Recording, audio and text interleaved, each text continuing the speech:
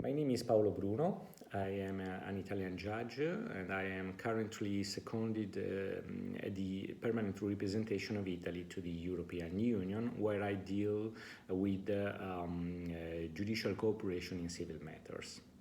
I will speak about the relevant Hague Conventions on family law. Before doing that, I will make a very brief introductions as regard the European acquis in family law, and then I will conclude with some very brief remarks from my side. Well, starting with the EU acquis, you may know that it is composed by a certain number of legislative instruments, notably regulations, which compose an overall framework characterized by being quite fragmented and highly complex. It is a set of rules, which is a comprehensive set of rules, which cover all the relevant aspects of the family law, from the matrimonial aspects to the parental responsibility, maintenance obligations, successions, and patrimonial regimes. All those regulations provide for a set of rules on jurisdiction, which allow us to find the competent judge to solve a certain cross-border case in family law. Then provide us with provisions on the applicable law, that is, which law exactly the judge will apply to solve the case, and then they provide for provisions in order to streamline, to allow, to favor the circulation of judgments, court settlements, and authentic instruments in the whole area of freedom, security, and justice established within the European Union. Well, on the top of that, we can find a supranational court, the European Court of Justice based in Luxembourg, which has the mandate to interpret and assure the uniformity of interpretation of the EU law. If we move outside the European Union and then we look at the international level, not the European one, we have instead a certain number of treaties, of conventions, international conventions, among which the most important for what concern the family law are those elaborated in the context of the Hague Conference of Private International Law, whose mandate is to harmonize private international law rules. Let me quote first of all the Hague Convention of 1970 on the recognition and of divorces and legal separations, which has today 20 parties. 12 of these are member states of the European Union, and is a convention which deals, as I was saying, with recognition of divorces and legal separations. But which kind of divorces and separations fall within the scope of this convention? Not all these aspects are covered by the convention, because the prerequisite, let's say in this way, to be included in the scope is that the divorce or the legal separation are made resulting from a structured and officially recognized procedure. Which means also that cannot include within the scope those kind of unilateral divorces which stem from a unilateral and non-contradictory proceeding in which the parties have an equal say and unequal access to defense. At the same time, the convention does not cover matters like fault or ancillary orders, like, for example, the payment orders in the context of the division of the patrimonial regime, as well as the maintenance obligations. and it provides with indirect rules of jurisdictions. We call them indirect grounds for jurisdiction because this is not a convention which deals mainly with the jurisdiction, but you can use the convention to ascertain what is the relevant judge on the basis of the grounds for refusal of recognition. On the basis of those grounds, we can ascertain that the grounds refer to connecting criteria which are more or less similar to those of other conventions. And I'm talking about habitual residence, which is the main connecting factor with respect to the nationality, which is far less important. In the context of this particular convention, recognition of judgments is favored, is streamlined to such an extent that we can say that there is no possibility to refuse the circulation of those decisions, if not for those grounds that are established in the convention. For example, we cannot make a revision on the merit or to check the factual circumstances that the judge who delivered the decision has already checked. When it comes to the parental responsibility matter, however, we should quote one of the most important conventions elaborated in the context of the Hague Conference. I'm referring to the 1996 Hague Convention on jurisdiction, applicable law, recognition, enforcement, and cooperation in respect of parental responsibility, and on measures for protection of children. This is a convention which has 58 contracting parties, including all the member states of the European Union, and has quite a wide scope because it covers not only the responsibility over the child himself, but also covers the responsibility over the property of the child, and also the legal representation of minors up to 18 years old. It's a convention which provides for provisions on jurisdiction, mainly based on the same factors that we know in the European acquis. I'm referring to the habitual residence, but with some interesting and important differences. For example, the fact that, contrary to what happens with the Brussels IIa regulation, in the context of this Hague Convention,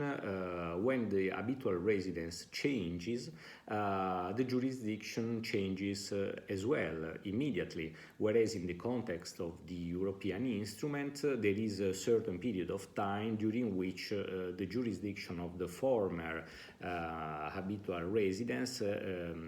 stays and remain valid. Then, when it comes to an illicit transfer of the child, what we call abduction, in this case also there is a difference because the 1 year time during which the jurisdiction of the former state of residence is kept starts from a very different period from the one which we are used to bear in mind when we deal with the Hague Convention on the International Child Abduction, because in the latter the 1 year starts from the abduction moment, whereas in the convention we are talking about, the 1996 convention, the 1 year period starts from the moment when the person who holds the parental responsibility has knowledge or should have had knowledge of the whereabouts of the child. The convention features also a certain number of concurring criteria in order to avoid as much as possible any gap in ascertaining the jurisdiction. and also foresee the possibility to adopt urgent and provisional measures. Urgent measures, for example, could be adopted. Let's take the example of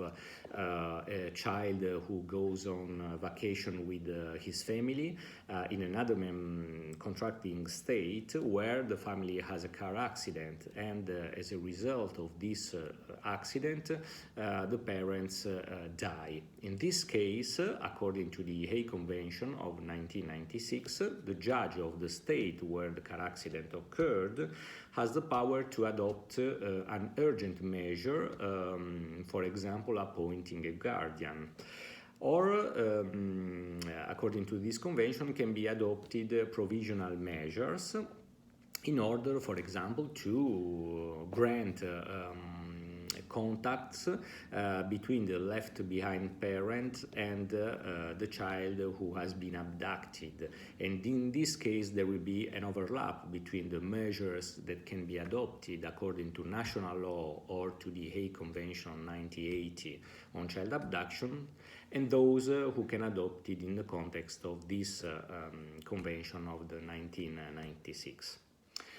Both the provisional and the urgent measures can be recognizable and enforceable in the states which are part to the convention. When it comes to applicable law, the principle is that who exercises the jurisdiction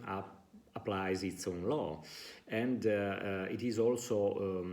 foreseen an automatic recognition of the judgments and an enforcement on the basis of the so-called exequatur, which is implemented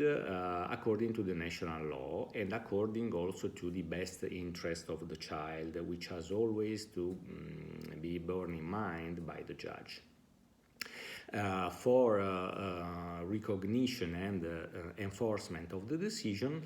there are a certain number of grounds for refusal, which are set out in the convention, and which mainly refer to the irreconcilability between different judgments, or to public policy exceptions, either procedural public policy or and substantial public policy. Let's move now to another different aspect, which is the international child abduction, because the civil aspects of these abductions are dealt with by one of the most important, probably the most important convention delivered in the context of the Hague Conference. I'm referring to the 1980 Convention on the Civil Aspects of the International Child Abduction,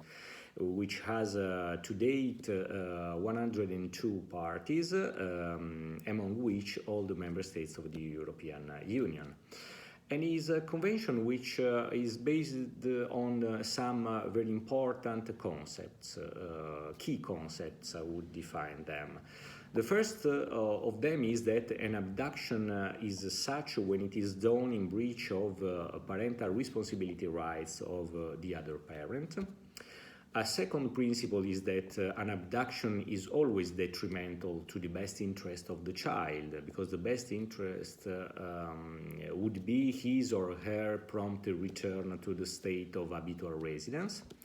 And the third main principle is that the competent authorities of the state of former residence are best placed to deal with the merit of the custody, which means that normally the judge of the state in which the child has been abducted and transferred is not competent to deal on the substance of the parental responsibility issue. This convention provides for a system of cooperation between central authorities established in the states that are parts to the convention, and foresees a rapid procedure for the return of the child to the country of the child's habitual residence. where all the relevant decision can be adopted. The return decision is binding on the competent authority of the state where the child was conducted, and should not impinge, should not touch upon the merits, as I was saying, of the parental responsibility. And here we can say a relevant difference with the EU acquis, because in the context of the Brussels 2A regulation, there is the so-called overriding mechanism which allows the judge of the former habitual residence to grant a return decision which is able to overcome, to succeed in comparison to the non-return decision made by the judge of the state where the child was conducted. This is something which was done to adapt the peculiarity of the Hague Convention to the narrower number of states who are part of the European Union, then to adapt the peculiarity of the convention to the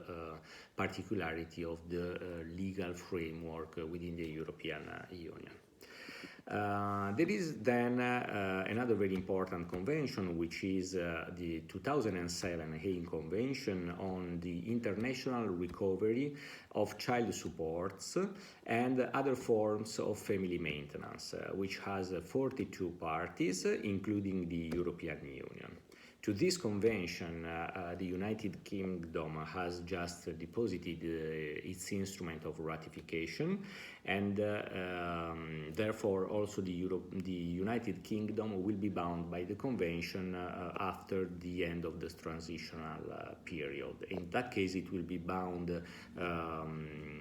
without being bound by the fact, by virtue of its inclusion within the member states of the European Union, because starting from January 2021, as you know, it won't be longer a member state. Well, important to quote as regards this convention is the fact that there is no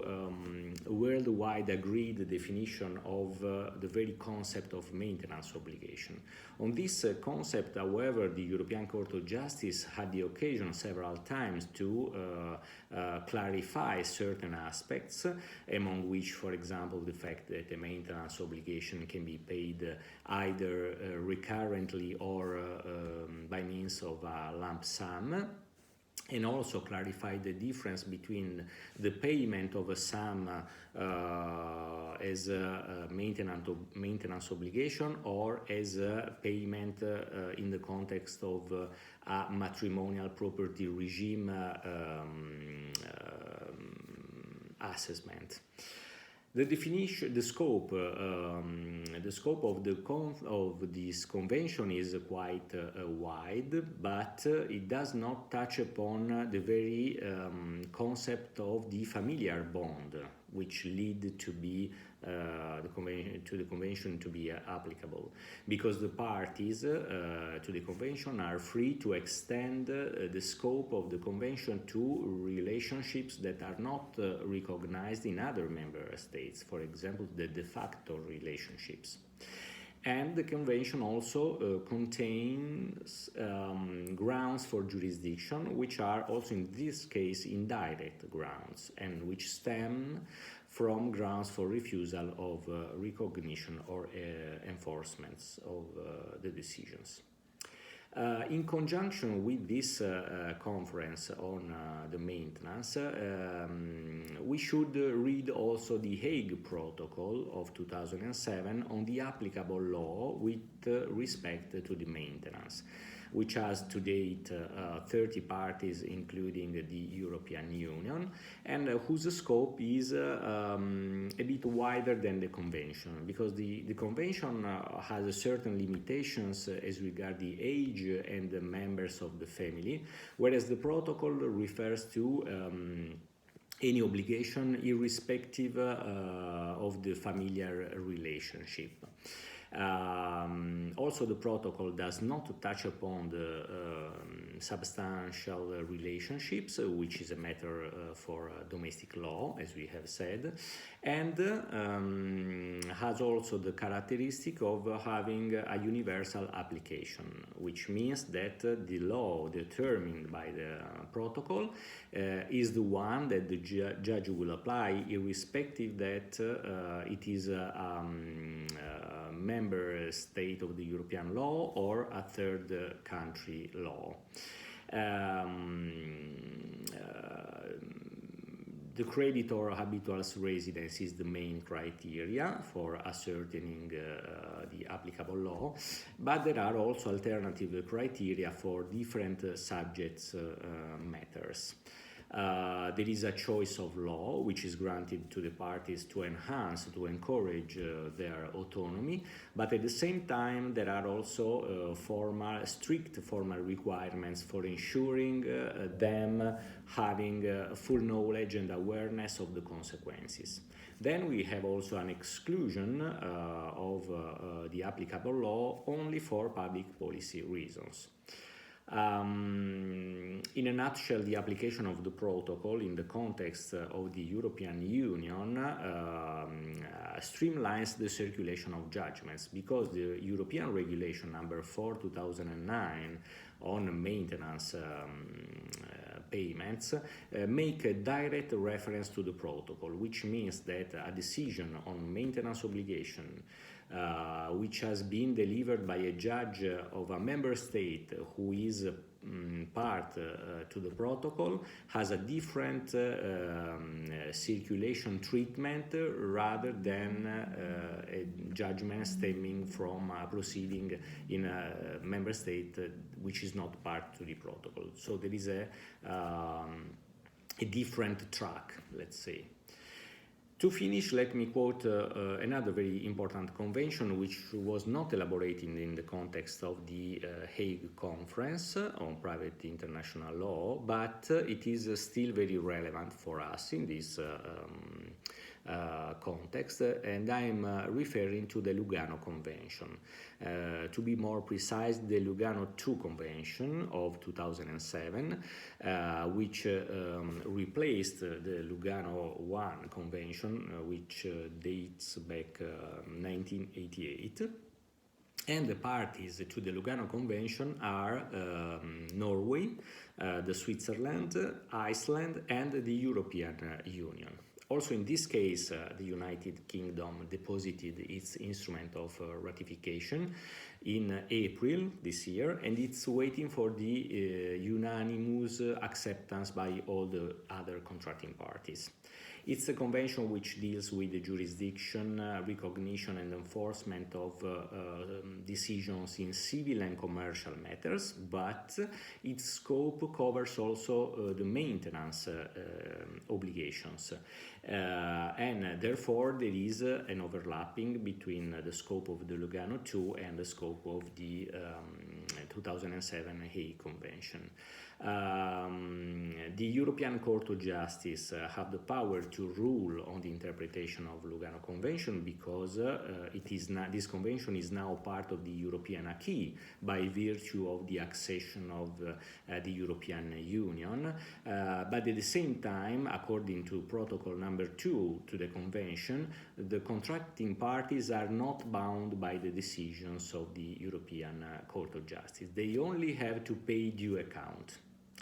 Let me conclude with a couple of remarks from my side. In a nutshell, we can say that not only the European acquis, but also the international one is quite complex. It's a comprehensive set of rules that have to be combined together in order to have a final product which corresponds to a decision on the merit of the case. There is a high level of complexity, although both legislators, the European one and the international one, working in very different venues, have always tried to keep as much as possible a certain parallelism and homogeneity. Anyways, the Hague Conventions, contrary to what happens at the European level, foresee the possibility to accede to a convention, to ratify it, making some reservations, which has the aim of reducing the scope of the convention. Whereas on the European side, the only limitation can be done via the lack of unanimity, which leads to the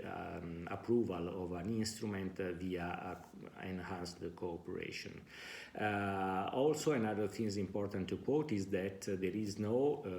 international court which has the same task to assure uniformity in the interpretation of the conventions, as it happened for the European acquis. And there are a certain number of interferences, of frictions, of overlapping between European and international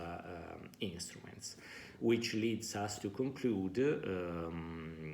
noticing that in such a very complex framework, the need for having an expert opinion, an opinion from a lawyer which is really specialized in international and cross-border issues, is absolutely of paramount importance. Thank you for your attention.